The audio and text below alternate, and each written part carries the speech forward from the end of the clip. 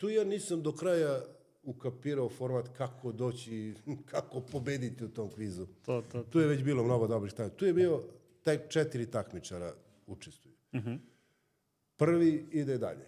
Drugi i treći ostaju za sljedeću emisiju, 4. ispada i nema ga više. Ja sam rekao, drugi i treći idem dalje. I onda budem prvi. Pa dalje u neki ciklus, pa opet isto pravilo. Prvi ide dalje, drugi, treći ostaju za sljedeću emisiju, 4. otpada. Znači, ja sam tu bio jedno 15 puta. A prošao sam možda u treće neko kolo, znaš. Bio prvi jednom u tom prvom, da kažem, krugu, pa u drugom krugu još jednom i poslije tamo nisam mogao. Jesu ti platili smeštaj putne troškove, nešto za tih 15 puta?